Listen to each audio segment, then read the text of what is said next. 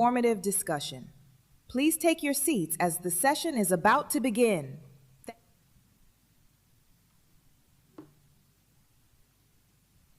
Good afternoon, everybody.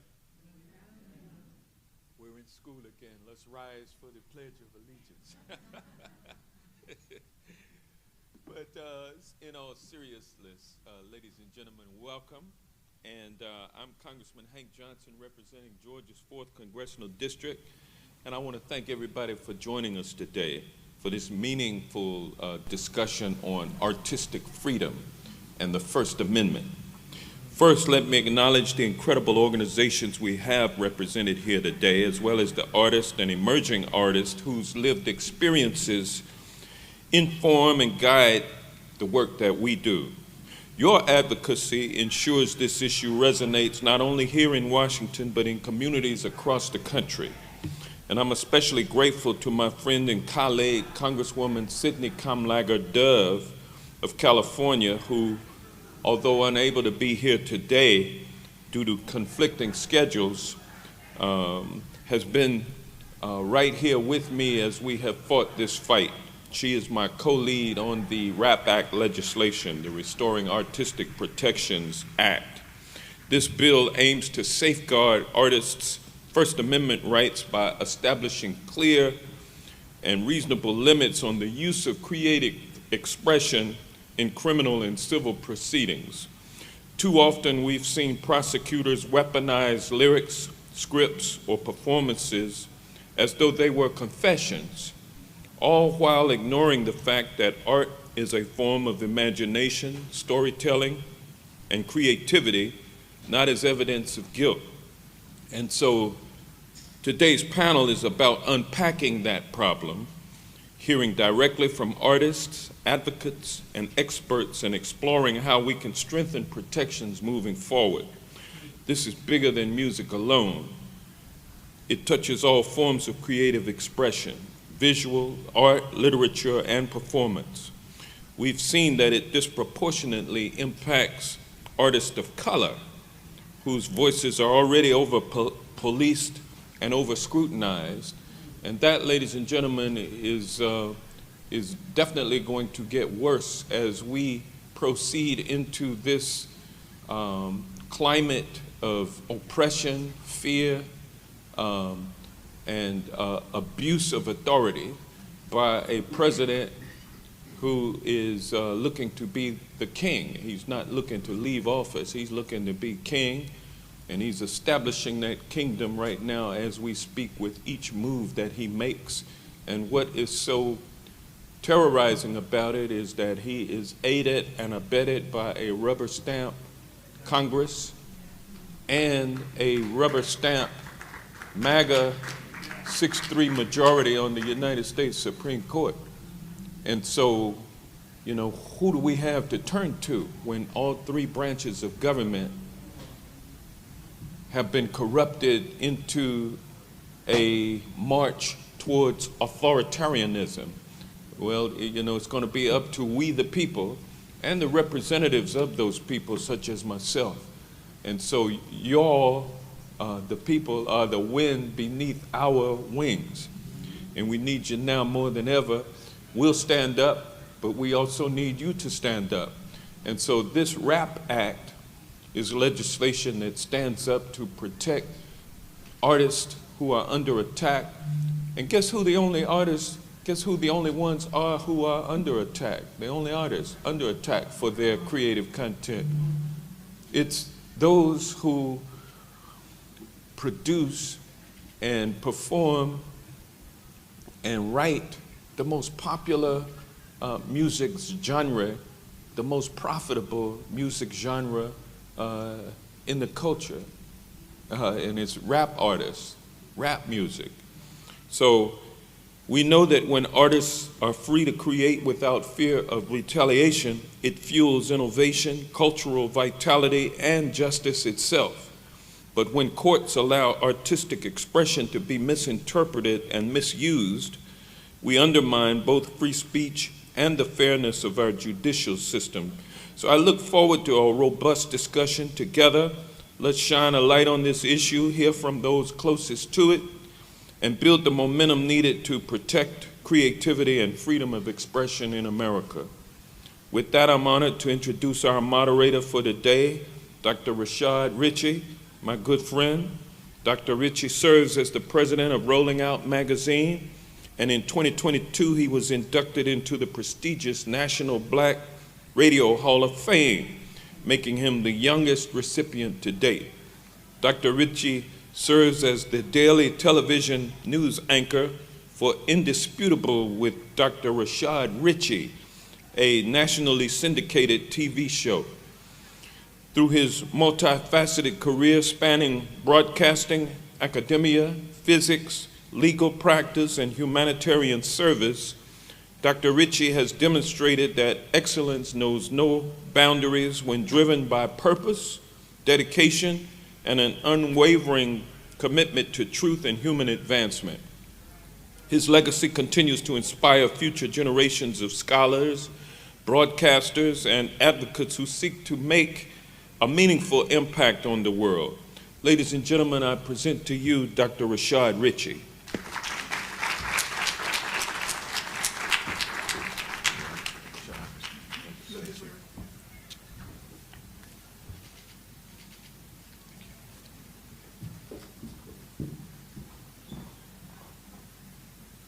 How does everybody feel? Y'all can sound just a little bit better than that. How does everybody feel? Feeling is what you make it, amen? I'm going to bring up this distinguished panel, but before I do, I want us all to pause a moment to give a collective round of applause to both the congressman and his wife, Marita. Let's do that for their continued leadership, and to the staff who continues to be advocates for our higher selves. We're in a different phase. I call this the plasma phase. How many of y'all heard of plasma? It's the fourth state of matter. It's your in-between state. And we feel as if we're in an in-between state. We will talk about the legalities of utilizing imagination in order to create criminal prosecutions. But isn't it interesting? You know, rappers, many of them don't even write their own lyrics. They have collaborators. Do they produce the content? Do they own the distribution channels? Did they even make the beat? So how is it that they are the artistic expression, the only artistic expression, when it took at least 7 painters to paint the canvas? Y'all with me? Introducing to the stage, we have Lucius Outlaw III, professor, Howard University School of Law. Let's bring him to the stage. Round of applause.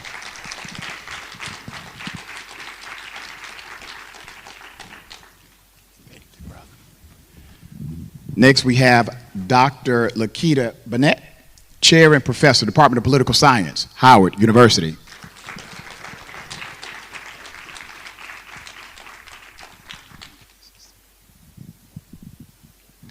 Next, we have Willie Prophet Stiggers, co-founder and co-chair, Black Music Action Coalition.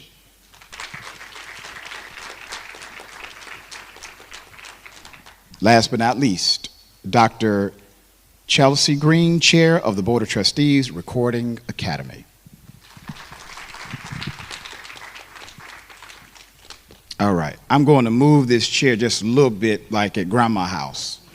Okay, because I want to have a conversation with you. And let me first start with an obvious question, Professor Outlaw.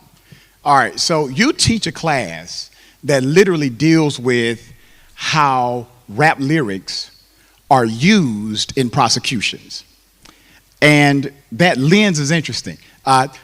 When I was in law school, we had no such class, brother. But we have one today.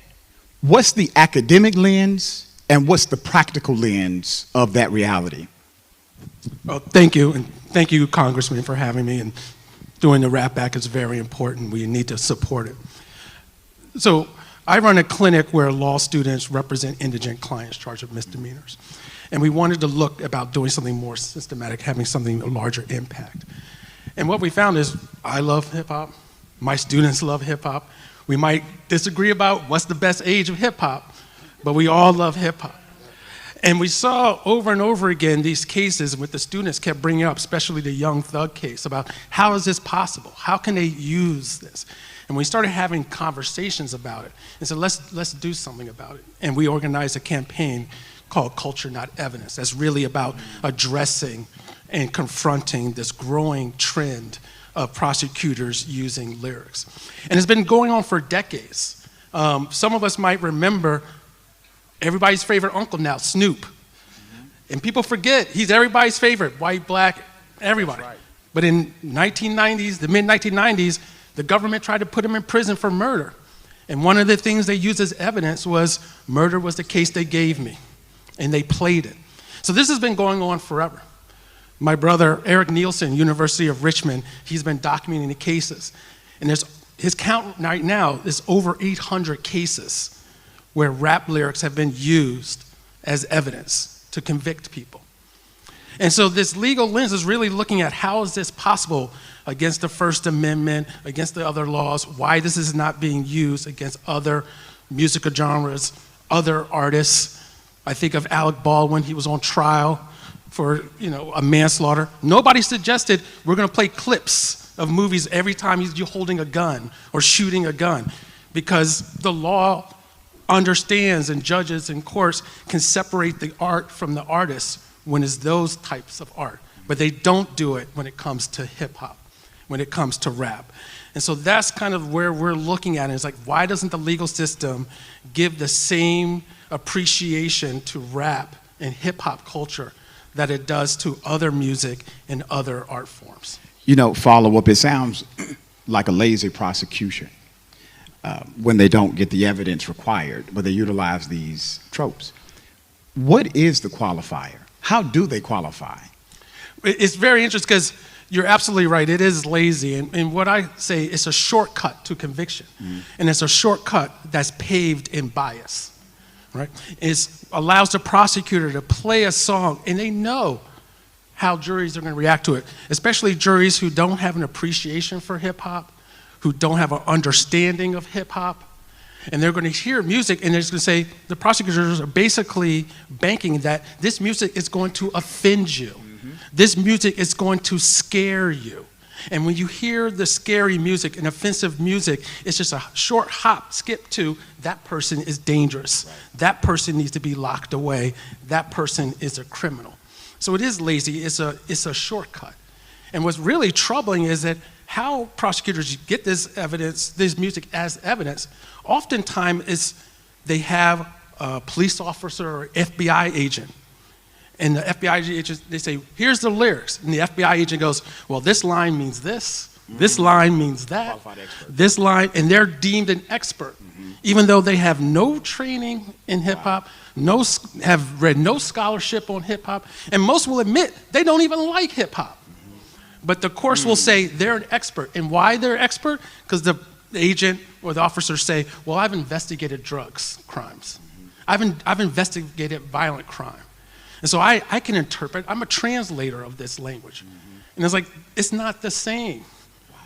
But that's how it gets into court. Prophet, I'm coming to you. There's a lot of money made on black culture in the music industry, whole lot of money. And there was a time when artists did not talk a lot about that money part, the purist in the art. And now you see a shift happening where artists are being more vocal about how the art itself has been hijacked by certain executives rather than the artist being empowered. So as consumers of the art, what is our obligation, responsibility? What are we able to do to create more empowerment for the artists rather than the industry? Peace, everybody. How y'all feeling? Thank you for the question. Thank you for having me, Congressman. Thank you for your efforts and your leadership around this issue. Black music has built global enterprises. Yeah. Black culture has always been the thing that has been extracted from us and used to build wealth for everyone except us. Our organization, Black Music Action Coalition, is going to be releasing a report this year where we are going to outline the amount of wealth robbed, stripped from Black America because of unfair copyrights, bad publishing deals, straight out theft. It's in the trillions of dollars. All the way from Sister Rosetta Tharpe all the way up to George Clinton.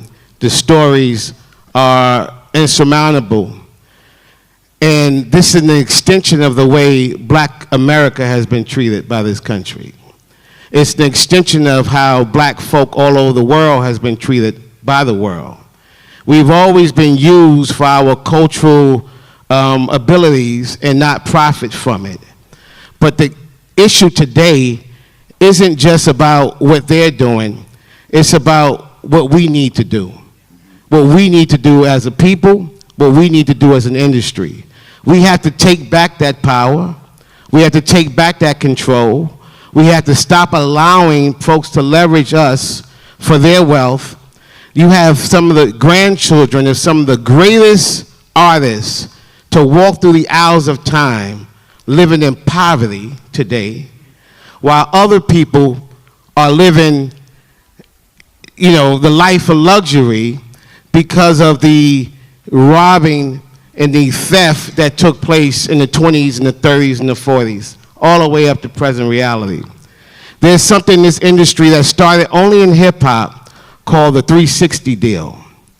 There was a time when artists would say, I wasn't worried about the royalty or the publishing because I will make my money on the road. But then as hip-hop began to grow and amass the fortunes that it began to amass, record companies said, we need a piece of everything now. So now we need not only a piece of the royalty, the record sales, we also want a piece of your touring, we want a piece of your movies, we want a piece of the endorsement deals, and 9 out of 10 coming from an environment where you don't have the economic base to stand up. You're negotiating from an empty stomach. And so they come with these trinkets, and we take the bait. And we leverage and we sell our IP. And we have to get to a point now where we have to be smarter than that. I said this the other day. When crack came into the community in 1998 in New York, we hadn't experienced any drug like that before, right? Drugs had existed prior to that, but we hadn't seen any other drug that took the mother out the household. We hadn't seen any other drug that take someone working in the corporate job and in 2 weeks lose 200 pounds and out on the street selling their goods. We hadn't seen that before. There had been no examples of that before. We have seen examples time and time again of this cultural exploitation. There's no reason why in 2025 artists are still allowing this practice to take place. We have enough examples. We have enough of a blueprint now of what not to do. And we just have to get to the point where we're bold enough and courageous enough to say the hell with that system and create our own. I'm going to we can give that a round of applause. I'm going to Dr. Burnett next, and you made an interesting point, a social point that hits a legal point. The 360 contracts will have some artists leaving without owning their own name. Absolutely. And in order to use their own name, they have to now give a fee, a royalty, yes, because it has to be licensed back to themselves. I know that sounds insane, but that's actually how it works. Yes. Which means they don't have artistic expression truly, which goes back to the heart of the question of art, because an actor doesn't have artistic expression fully either.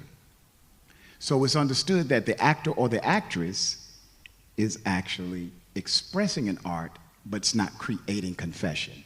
To Dr. Burnett, let's talk about imagination, because that's what they're actually restricting, is imagination. There was a time in hip-hop when almost every popular song had a political message. The theme, the scheme, the scenario, and the win was political in nature. And then that transformed into a non-political message, not necessarily inauthentic to that particular demographic or area, but not solutions-oriented. How do we transition back to at least a happy place, a medium, where we're sparking imagination again into what can be instead of what has been? Thank you for that question. Thank you for having me. Thank you, Congressman, for having me as well and supporting the act. This is exactly what I talk about in my research. Primarily, thinking about going back to having more political rap is to do some of the things that artists have been doing today. I think having streaming, having the ability to release your own music, and we've seen a number of artists do this, like Chance the Rapper, Lupe Fiasco, and others who are going out and saying, you know, I don't want the record industry to control my art. I want to release my art, and I want to release the type of art that I have. Taking case Lupe Fiasco, he had people on the street protesting to give him the rights from his record company, the industry, to be able to record the type of music he wanted to record, and to not be restricted on what the industry was telling him to do. So I think now when we're thinking about the use of technology, it's going to be a benefit for artists to be able to present their music in their way.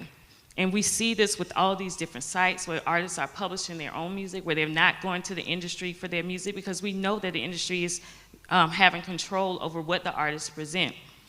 When we think about political rap in the way that it was previously, you know, on the major radio stations, on the major television shows, music shows, you could see the political rap.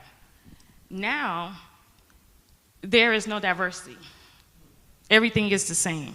There's not really a diversity of thought when we're looking at some of these industries, but when we have different outlets like streaming, like Sirius, we can hear other thoughts. We can hear the diversity of music. And I also think there's a correlation between what's going on in society and a number of political raps that do exist and that come to the forefront. And so if we look at someone like Kendrick Lamar, for instance, you know, when he first started, he went without being on the record label. And he was able to talk, to have the lyrics that he wanted to have. When he did go on a record label, he did also ask and to be able to present the lyrics that he wanted to present. And we see that with his music. And now you see him winning a Pulitzer Prize for his music, where he's talking about solutions, where he's talking about politics. You're seeing his songs be anthems for movements, right? If you think about All Right by Kendrick Lamar. And so we do have political rap that exists. And what I think the young people know more than maybe some of us is how to find that music. They know where to go to get that music. If we are only listening to mainstream media and getting our music from there, then we don't see the diversity of thought, the diversity of music that does exist. So I think when we're thinking about artists and what they need to do is that they have to think about ways in which they can push back against the industry and to be able to write music that they want to write, to talk about topics that they want to talk about. I think oftentimes we think about hip hop, and when we talk about hip hop, we want to say that there was this golden era of hip hop where it's more political rap than it is now. And the argument I make is that artists are still creating political rap.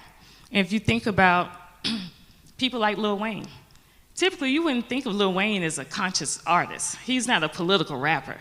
But he made songs about what happened to his hometown after Hurricane Katrina, right? And so we think about artists, and we need to think about the music that they present and look at the diversity on their albums other than putting them in a box of who's political and what's not political. Well said. Dr. Green, I'm going to ask you a very big question that incorporates contemporary and also some of the non-contemporary spaces. So let's say there's an artist who works across those lines, okay? I can think of T.I., who's definitely an industry guy, but he has his nuances, where he has definitely said some things that, excuse my language, pissed off the industry and the politics of now. How do you see black music's influence in traditionally white-owned media spaces? Just because they're urban does not mean they're not white-owned, okay? So how do you see the expression of that happening? Is it something that we eventually take over, or will there come a conflict with that model? I think that that's a very loaded question. And there's a lot of pieces to that. It's an honor to be here, and thank you to the Congressman and my colleagues at the Academy for the invitation to be a part. I have to speak from my own experience. I am a violinist who grew up as the only or one of a clear minority playing in orchestras my whole life. I pursued 3 degrees on a classical instrument of viola, and I will never forget the day that the entire string department and the Dean of Graduate Studies set me down in the office. They had just seen a feature on me and my band that plays contemporary jazz and R&B music happen on DC Fox station that weekend, because we were promoting a show. And they set me down on Monday and said, "We didn't give you a scholarship to our institution to be out in the world doing that. So either you show up to what we have asked you to do here, or you forfeit your scholarship." Wow. And I said, "Thankfully you don't have to forfeit, because y'all can have it." I had to, in that moment, decide whether I wanted to pursue the music that fed me artistically and expressed what I wanted to say, right?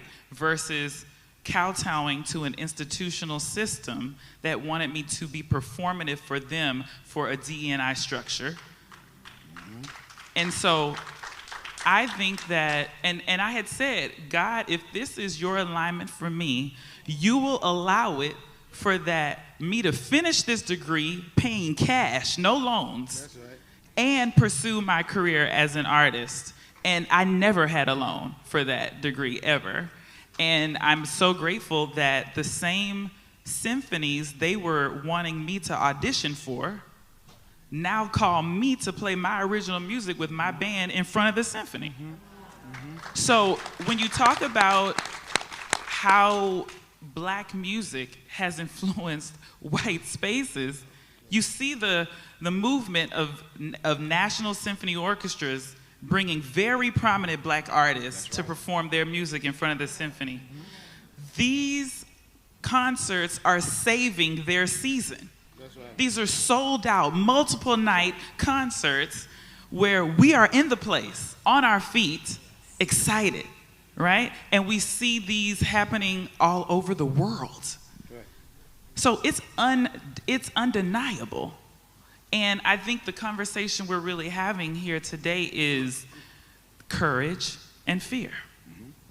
It is not an easy choice to say, however I'm presenting, that's authentically me. What I want to say, how I want to say it, the notes I choose to play. Because it's not even just about lyrics. It's even about the chord progressions that you use, right? This is getting people off of certain radio formats. So you mentioned one, Prophet, about Sister Rosetta Tharpe. When we think about Big Mama Thornton, Chuck Berry, Lil Richard, Florence Price, these are voices that were systemic, like they were erased with intention in a certain way. And if it were not for our community, the way that we supported that, we would not even know those names today. Right. That's right. Right. This is where we still are right now. I can tell you 1,000%, if it were not for the fans that support me and my music directly, I would not be out here just on tours and doing things. So when you're talking about using media, social media, and how that's influencing just the world, you have to be intentional about your messaging, how you're presenting, and we must be consistent, right? I think it's also consistency that allows the message to pass through the generation. So I think that we're dealing with genre policing, which is what we see literal policing happening in a different way with intention now too. So if we understand that our presence is police, we have to understand that our words are too. That is so prolific. So prolific. You are the shining example of being true to thyself. Being true to thyself. Authenticity. There's something, and this is me, I just fundamentally believe that the cosmos gave you some gifts. And if you are authentically true to those gifts, you authentically are true to those gifts, that the gift makes room for the gift. The gift makes room for the giver. We are sometimes afraid that the gift is inadequate, and we sign agreements that would violate rather than validate that gifting. Kendrick Lamar, as you brought up, this is another shining example of authenticity, making and creating a pathway. We're going to talk about the RAP Act. And Professor, I'm coming back to you. So the RAP Act was introduced to prevent prosecutors from utilizing those same lyrics, those same expressions as evidence in a criminal trial.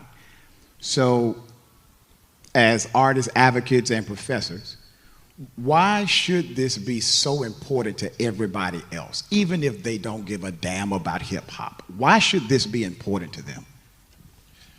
Well, it's really about criminalization of expression. And we can see it already on the horizons, with Jimmy Kimmel, right? When one man decides, I'm get to decide what is acceptable speech and what is not acceptable speech, and will use every lever of government to enforce that. We're living in a problem state. And so to be clear, people have to understand what the RAP Act and similar laws try to do. It's not saying prosecutors can never use rap lyrics as evidence. It's not saying that, right? If you go out and commit a crime, you go and rob the 7-Eleven and shoot somebody, and then you go home and record, I went down the block, shot, blah, blah, blah, blah, blah, and you give a narrative of what you just did, nobody's saying that shouldn't be evidence. But that's not what is happening on the majority of cases. What they're doing is trying to say, well, this case is a drug case. You rapped about drugs. So it has to be relevant, it has to be probative, it has to be influential, even if there's no direct factual ties between the rap and what you're accused of. Oh, you rap about violence, this is a violent offense, even though there's no similarities between the narrative you say in your rap and the facts of this case, but just because it's violence, we're gonna let it in. Because again, it's appealing to bias, it's appealing to fear, it's appealing to anti-black sentiment. That's what it's for. And so we all need to be concerned about this because, one day's target, you could be the target next. Once they get rid of hip hop, who are they going to come after next? Yeah. And this is what we also have to understand, this is not new. Prior to the Civil War, in South Carolina, there was a slave rebellion, the Stono Rebellion. And some slaves got tired and they ran up on the armory and they caused some trouble. And after they were put down, the legislature, and they passed some quick laws. And one of the major laws they passed was it's illegal for a slave to have a drum, a sword, a wooden sword. And what they realized is that they equated the drum with weapons. Because they understood for black people, music is an organizing tool. Music is a communication tool. Music is a tool of rebellion, of organizing, of communicating our struggles and our passions and what we need from this country. And so that's the same thing that's happening with hip hop. But at the same time, the companies, as my guests, my fellow colleagues say, will profit handsomely. So while a rapper is on trial, like Young said, all the streams go up.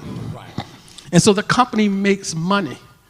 And one of the things that we're pushing is that companies need to, the record labels and the companies need to have more skin in the game, right? And one of the things we're proposing is if you're a rap artist, you should insist that when the royalties on your music are split, the record company, a piece of their royalties has to go into an escrow account. And that says, if you get prosecuted and the government wants to use your lyrics, that money becomes yours to defend yourself. And if it never happens, it goes to the record company. Because the record companies have no insurance and they need to have skin in the game because what happens? What is the market? What sells in America? Sex and violence.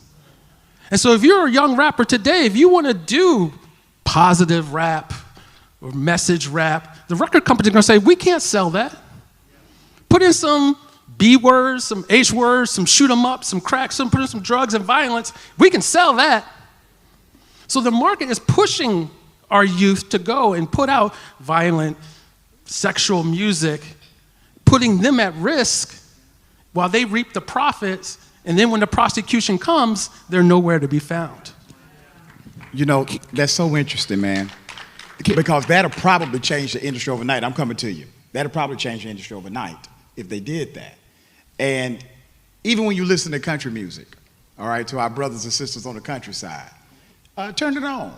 It's a little violence at the house. They'll talk about it. They got some drug use going on. They'll talk about it. And they may have had a bar fight or two, and it didn't end up well for the other guy. They'll talk about it. But you would never imagine that if they get arrested for domestic violence, that the lyrics they used in their country music song would ever be used against them in a court of law. Unheard of. But that is becoming the norm in hip hop. Go ahead, dear brother. No, listen. One thing we have to do is be very clear about something. This is not about, yes, this is a freedom of speech issue. And the reality of this is about the criminalization of black people. This is another opportunity for them to advance the prison industrial complex. This is what this is about. That's why you don't see it in other genres. That's why you don't see it happening in film, in television, in literary form. You don't see that. That's also why you've seen Jimmy Kimmel, you've seen white folks uproar behind that, and he's back on television, right? That's the difference between what we're dealing with and what they're dealing with at the end of the day. This is not, we can say everyone needs to be concerned about it, and we will hope humanity show up in that way, but we need to be very concerned about it. I remember coming to the CBC 20, 30 years ago when rap music was not even something they wanted to discuss. They was trying to ban it. And now your sons and your daughters are being prosecuted for this as an extension of this prison industry, this onslaught to destroy black folks in this country. That's what we're dealing with. So it doesn't matter if you like rap, doesn't matter if you listen to it, doesn't matter if you agree with it. This is no different than the crack proliferation, the guns coming to our neighborhood, the lack of education, the lack of health care. It's the extension of the same ideals. That's it. And the reason why this is so dangerous is because when you talk about lyrics and you talk about these people who have no clue about what's going on in hip-hop, no clue. Biggie came out with a song, in one of his songs, he has a lyric that says, "There's rings and things I sing about, bring them out. It's hard to yell when the barrel's in your mouth." A few years later, Jay-Z says, "I say a big verse, I'm only big enough my brother, I'm big enough to do it, I'm mad thorough, plus I know my own flow is foolish, so them rings and things you sing about, bring them out. Hard to yell when the barrel's in your mouth."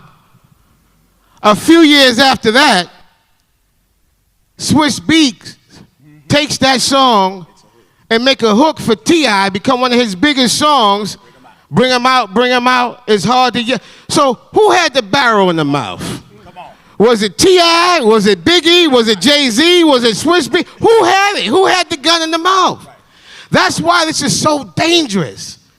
And that's why when we came across the fact that at the time it was 600 cases of black men being prosecuted, we quickly realized what this was.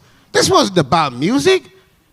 This was another successful attempt to ensure that black men are criminalized. Bottom line. You talked about everything's connected, right? So you may not get a Jimmy Kimmel situation if you didn't do Luke the way you did Luke back in the day. Luke was arrested at the concert. And I think we underplay what that brother did. That brother had to go before Congress, testify under oath. Yeah. And when he won his cases, everybody else won theirs. So prosecuting, arresting people for content was only an avenue to criminalize black folk. That's right. Because nobody else got that action. We're going to open it up for Q&A in a moment. What's my timing? I want to make sure the audience can get in on this. Can I just jump in? Yes. Too? Because I want to just say that there's been a lot of powerful words, and I want to just go ahead and make it very clear. This is our power as black people. The gifting, right? So there's a talent, and yes, they can perform well and they can execute well and they're on stage, but the gifting is the organizational message, is the influence that they have to bring people together, to inspire people, to encourage people, to make people think, to make people act differently, to make people dress differently, to make people want to present differently, to make people want to pursue things that they're talking about in their music. That's what the Rap Act is trying to protect. That's what we're trying to protect and really emphasize as to, even if you are doing reports or writing papers or doing whatever, you are the Rap Act. That is your gifting because of how you are engaging audiences. I tell my students all the time that anytime you meet a new person, you're on stage. That's a new time to perform and present who you are, even if you have your instrument in your hand or not. There's a message that you are artistically expressing, and that is where your gift resides. And I would also like to add that when we are thinking about how these lyrics are being used as evidence against artists, what we see and what we talk about the most are some of those widely known cases, those televised cases.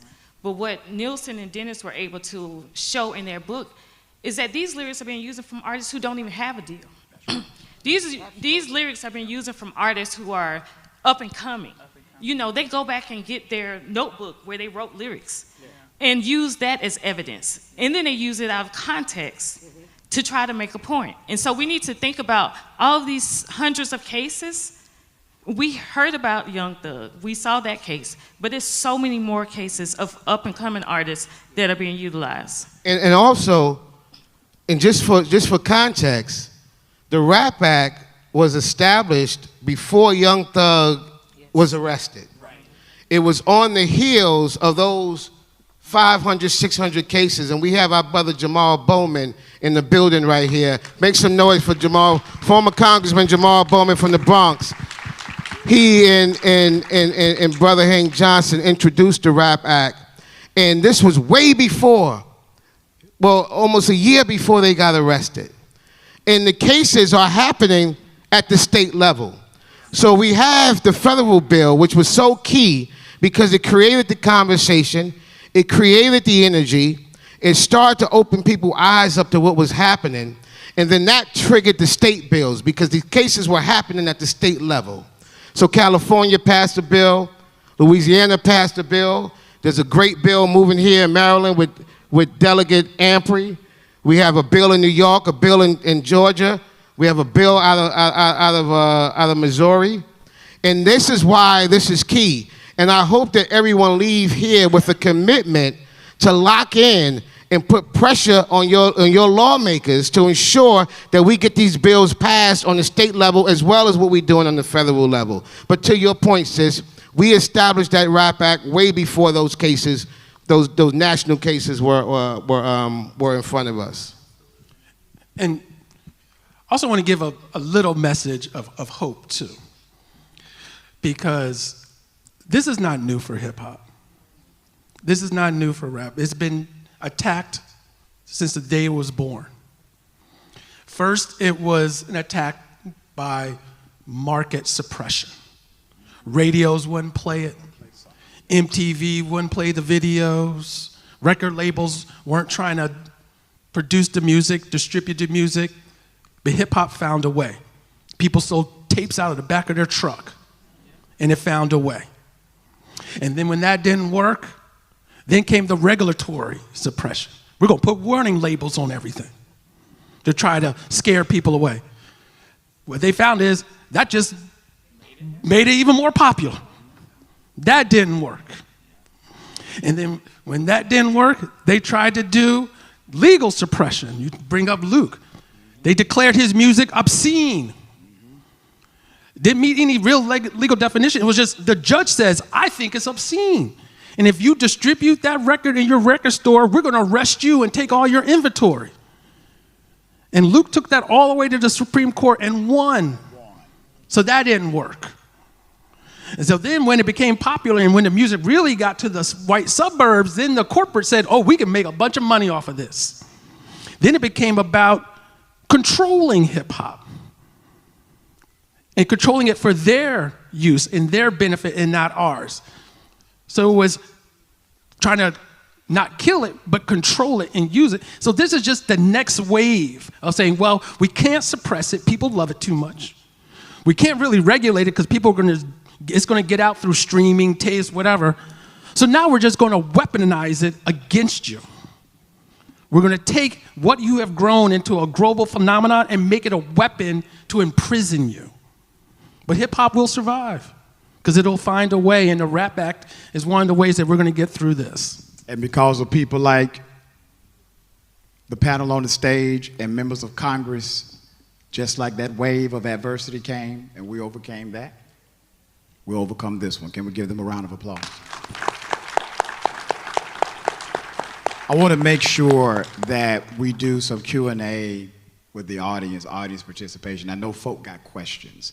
So who do we have to help coordinate this from the audience? All right. So to my understanding, okay, do you want them to raise their hands or just create a line? Raise your hand. Okay. And is there a microphone? There's a mic. Okay.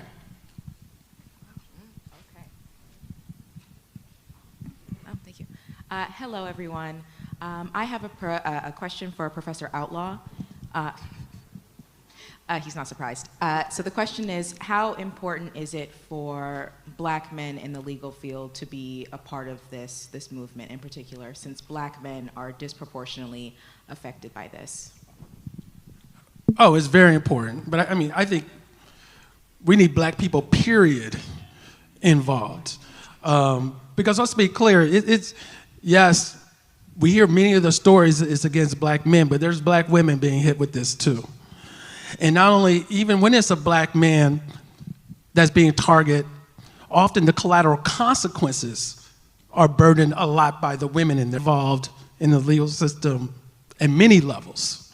And so this is a fight for all of us because, again, hip-hop is the music of our rebellion. Is how we express to the world what is going on in our communities and the problems in our communities and the racism of this world and in this country. And is our language telling to the world what's going on? And that's why, in many ways, they hate it. Because it's telling a truth that they don't want to hear. So we need everybody to be involved in some way in the criminal legal system because it is affecting all of us in some way.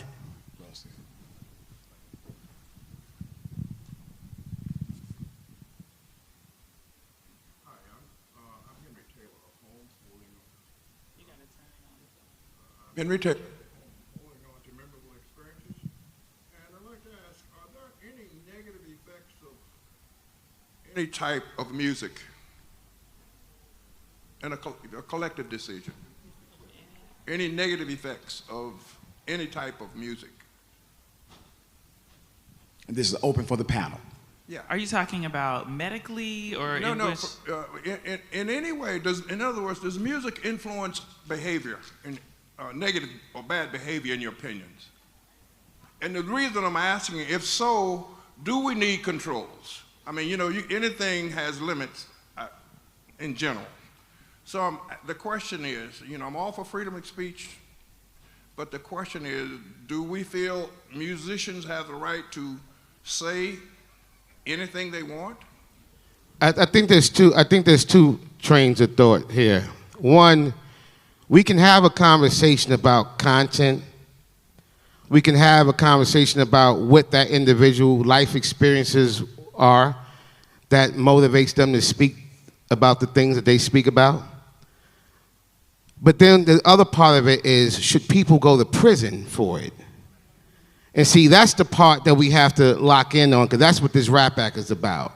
It's about, should people go to jail for what they said?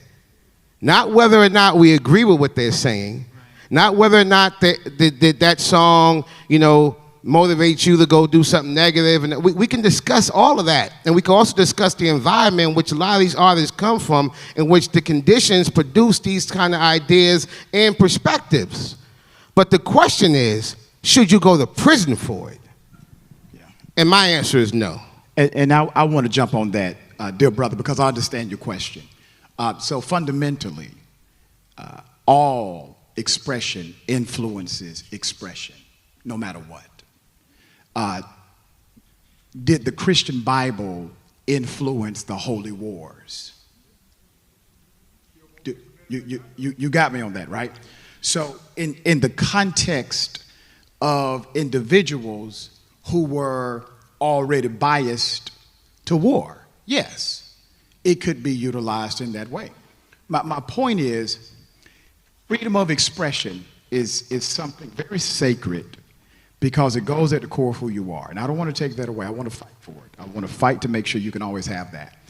But let's talk about it in the context of rap just for a moment.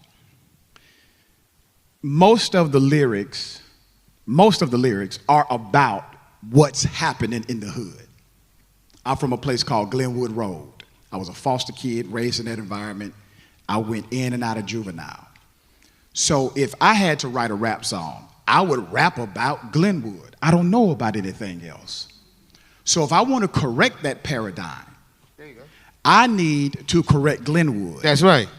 And if I correct Glenwood, instead of rapping about cocaine and crack, yeah, I'll rap about parties, that's right, and banquets. Y'all got me. So I understand your question, dear brother. And I just wanted to put, did that answer it? Thank you, dear brother. And I think the other part to that, in addressing your question, I would say yes. Artists have, and people have the freedom. That's what it says. It doesn't say, you know, it's not a freedom of a speech unless it doesn't harm anybody. There's no qualifiers on it. So there's songs out there I find totally offensive and have no value, but I will fight to defend that artist's right to put it out. Because one of the key questions embedded in your question is, who gets to decide? Who's the decider? Who gets to decide where the line is about how much harm is okay to express to be an artist and how much harm is not okay? Who gets to decide where that line is?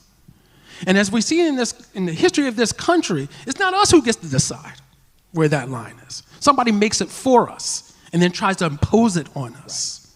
Right. So when you say, well, yeah, there's going to be music, and also it's about, you have freedom of expression, how society reacts to it. Yeah. That's another question. So there's other ways and means of influencing the message that comes from our artists, rather than try to criminalize them, as my brother says, and put them in prison.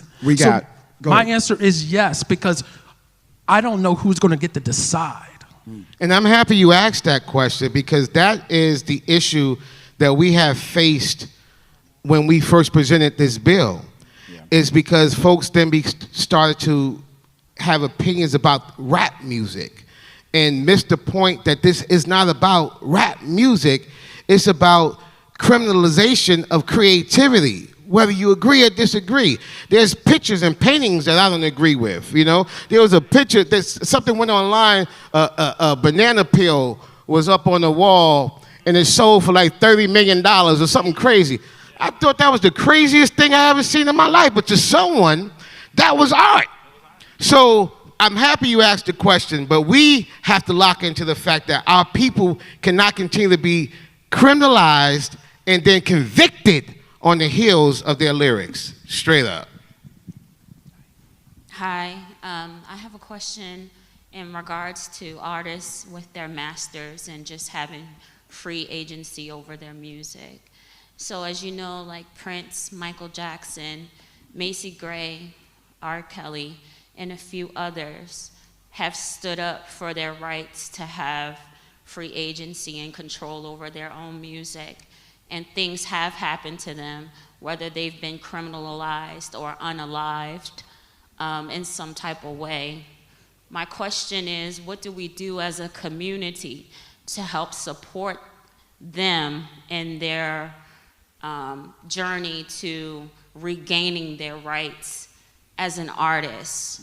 How do we stand behind that collectively and build power to more sustainable change, that artists have a right to own their music and not be unalived, and own their masters and not be criminalized? I mean, I'm happy to start. We, at the Academy, we're very excited about our Black Music Collective, and a big part of what we do with the BMC is education.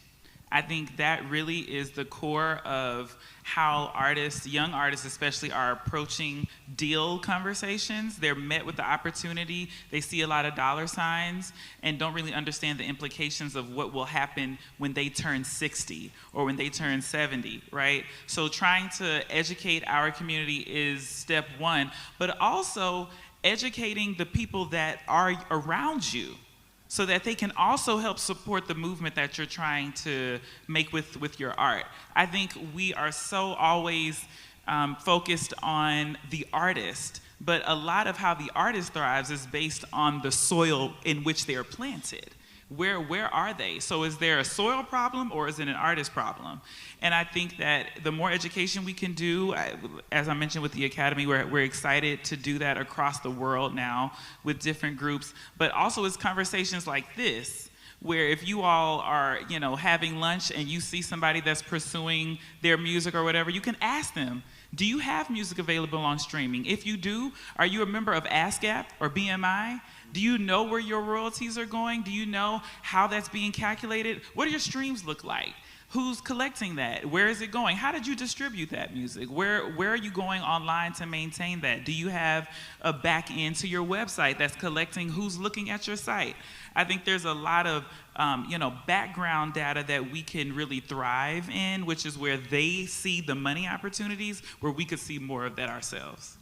In addition to that, the entire record business has to be revamped. Let's be clear. This is the only industry in which you have to give up your IP in order to do business. It is because the music industry look at artists as products instead of partners. So it has to be a revamping of the entire system. We have to get updated copyright laws to try and mitigate some of this. And also, we buried the word master, sis. Sound recordings. We have an industry-wide where we kill that, because there's also, we understood what the implications of that were with the masters and the slave. Literally, the master and then the slave was terms within music contracts. And we fought very hard to get those removed from many and most of the recording contracts that's out there right now. But this whole system has to be revamped, and people have to begin to look at, the industry have to begin to look at artists as partners, which is why streaming, although we are fighting for higher rates, and there's a whole system with that we can have a discussion about, but the freedom of that, what that did was allow artists to distribute music directly to consumer without the major label system in place. And the reason, terrestrial radio is on its way out, right? Everyone on their phone got their own playlist that they listening to when they go in their car, when they go on the plane. No one's even listening to radio any longer.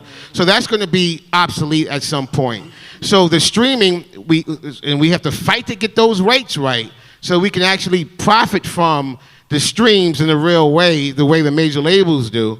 But that's the answer to it. Is this new idea of how we approach the music business in general. That's how we get to that point of what Prince and Michael and those artists before us and currently are fighting for, were fighting for, and are fighting for. And I think another way to add to that, and a part of educating, is to use our voices in ways that we can protest, we sign petitions, we participate in those ways. Because I'm remembering I think it was about a year ago, I think it was Capitol Records. They wanted to put forth an AI rapper. His name was FN Mecca. Yes. And that AI rapper was using someone else's voice. Lyrics were being written for them. And the people protested against that. So just as soon, similar to what Jimmy Kimmel, like a day later, they removed FN Mecca and said they was not going to use this AI rapper. And so we know that utilizing our voices also has an impact. We need to be aware of what the industry is doing, and we need to educate others on what the industry is doing. And that rapper was depicting police brutality in that video, which is where the outrage came. And we, as an organization, came straight at Capitol Records and sat down with Michelle Jubileer, who was the chairwoman at the time, and, we wasn't going for it, straight up and down. AI is a whole part two of this conversation. 3 and 4. Yeah. We got time for one more question. We're flat out of time. Go ahead. Oh, hi. So I'm Dr. Celia McIntosh, a nurse practitioner, and listening to this conversation about criminalization of creativity reminds me of what's happening in the medicine field, where you have Black women dying at 3 to 4 times higher rates than white women. And this is just seemingly like a blueprint. So, and when we think about the criminalization and the mass incarceration, I'm thinking that that's mostly them trying to obviously control and really get back, because that's kind of like legalized slavery. So I'm sitting here very overwhelmed, even though I'm an activist doing the work. What are some self-care strategies? You are on my street, okay? So I just wanted to say this, because when the brother asked the question about does it need to be controlled, the first thing I thought about was when we at the grocery store and we're going down the chip aisle, do I need to go protest against Lay's because they got a family size of sour cream and onion chips that I know I want instead of the 25-cent bag that I should have, right? Because it seems elementary, but also that means there's a diabetes association, there's a heart problem issue, there's a sodium issue, right? I'm not taking care of myself, right? So I think for us, even when we're thinking about what the RAP Act represents, this is self-care, right? This in and of itself is a way that we can protect our artistic ideas, our heart, our experience, in that we're able to find our artistic freedom through what we say and how we present it. So we have to do our part to help make that able to happen for generations to come, right? And the way that we do that is by building the community around it to support it, which is why we're saying the more we support and put our money there, they know how powerful our dollars are. So when we show up in mass number, when we have our dollars and support behind it, this is how we can take care of each other and ourselves. On that, let's give our panel a round of applause. Thank you all for the great information. And none other than Congressman Hank Johnson to close us out.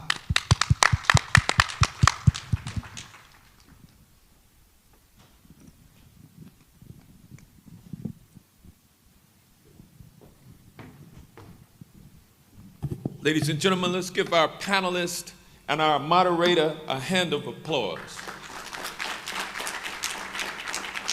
Was this a valuable exercise for you? All right. That's wonderful. Let us all leave from this panel discussion today invigorated with the fact that we are free to express ourselves, even if someone disagrees with it. And it should not be a situation where if you disagree with me, then you can ban me from speaking. That's what it really boils down to, is our freedom. Our freedom is at stake in this country in a way that it has not been since post-Reconstruction. They're trying to take this country backwards and discriminating against us based on our creative content is a mechanism for them to do that. Let's not fall for the okie doke in terms of whether or not what we say is appropriate or not. Let's support the fact that however low we may consider someone to be and what they have said, they still have a right to say it. Charlie Kirk had a right to be as obnoxious as he was, and so do we. And so let's not get it twisted. Let's support that right. Let us leave here invigorated to go outside and protect the freedom that we all hold dear. So I want to thank you all for being with us today. And again, I want to thank this panelist and the moderator. And I wish everyone the best and be safe as you head out into what is really a world that is cruel, particularly for us, and has us at the top of the menu list. Let's not get it twisted. We're in a fight for our survival, and let's band together to fight this threat, and together we will overcome. Thank you.